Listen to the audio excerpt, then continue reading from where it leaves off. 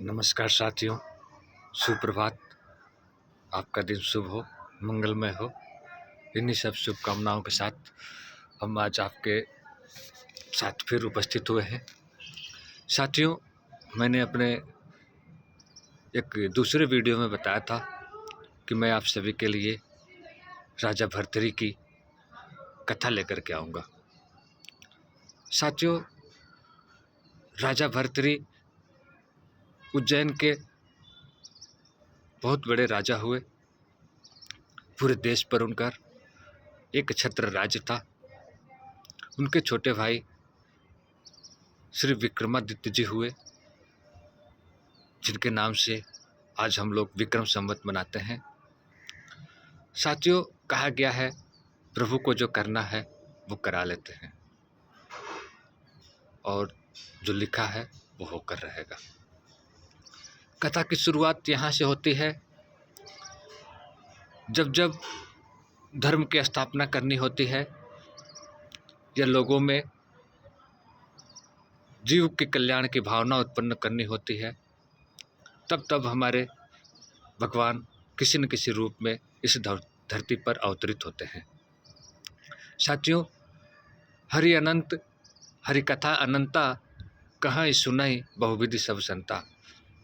राजा भर्तृहरि का चरित्र बहुत से लोगों ने अपने अपने व्याख्यान से सुनाया होगा, कहा होगा या लिखा होगा। हमारी जो समझ है, हमारी जो सोच है, हम उस प्रकार से उसको कहेंगे। तो मैं बात कर रहा हूँ, प्रभु जी इस धरती पर आते हैं लोगों के कल्याण के लिए। तो उस समय भी आए। उस समय भगवान श्री हरि श्री मत्स्येंद्रनाथ जी के रूप में आए, और मत्स्येंद्रनाथ जी के आशीर्वाद से श्री गोरखनाथ जी का अवतार हुआ। कथा बहुत लंबी है, मैं संक्षेप में आ रहा हूँ। गोरखनाथ जी और मत्स्येंद्रनाथ जी गुरु और शिष्य थे। मत्स्येंद्रनाथ जी एक बार बैठे बैठे विचार कर रहे थे। उनके पास 9 नाथों का आसन था, एक आसन उनका खाली था।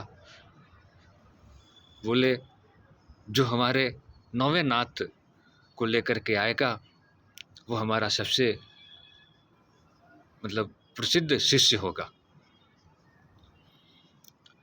गुरु गोरखनाथ जी पूछे, महाराज क्या एक कार्य मैं कर सकता हूँ?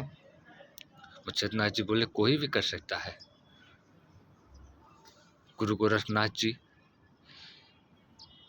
बहुत ही पहुँचे हुए संत थे। उनको सारे योगासन और जो भी योग शक्तियाँ होती हैं, मायावी शक्तियाँ, उनको उन्होंने सिद्ध कर लिया था। गुरु गोरखनाथ जी एक बार इस कार्य को करने के लिए उज्जैन गए। उज्जैन गए, राजा भर्तृहरि को देखा। राजा भर्तृहरि ने और उनकी पत्नी पिंगला ने उनका बहुत आदर सत्कार किया। उनको जो भी सेवा था एक सन्यासी जान करके और एक योगी जान करके किया। गुरु गोरखनाथ जी उन लोगों को देखे तो आश्चर्य पड़ गए कि हम राजा भर्तृहरि को इससे कैसे उबारेंगे। ये तो विषय मोह में और अपने पत्नी के मोह में फंस गए हैं, इनको निकाल पाना थोड़ा कठिन है।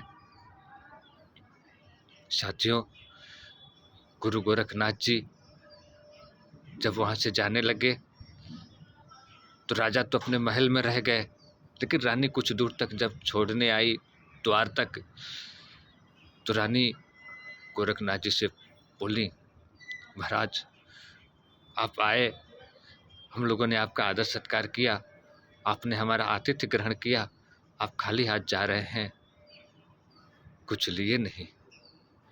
गोरखनाथ जी मजाक में ही बोल दिए, लेकिन सत्य बोल दिए, रानी मैं तुम्हारे पति को लेने आया था, क्या तुम दोगी? पिंगला को होश उड़ गए, ये क्या मांग रहे हैं? गुरु गोरखनाथ जी सोच में पड़ गए कि अब हमें कोई अपनी माया चलनी पड़ेगी। गुरु गोरखनाथ जी अपना झोला उनकी खूंटी में टांग दिए, उनके घर पे ही, और बोले, महारानी एक दिन ऐसा आएगा तुम्हारा पति यही झोला टांग करके हमें ढूंढते ढूंढते खुद हमारे पास आ जाएगा। साथियों, ये कथा हमें सिखाती है कि हर इच्छा बलवान होती है। जो प्रभु की इच्छा होती है वो बलवान होती है, वो अपना कार्य करा लेती है। क्योंकि राजा जब विषय वक्त और मोह में फंस जाए तो उसको निकालना गुरुजनों का ही काम है। और इस देश के लिए राजा विक्रमादित्य का क्या योगदान होना चाहिए था।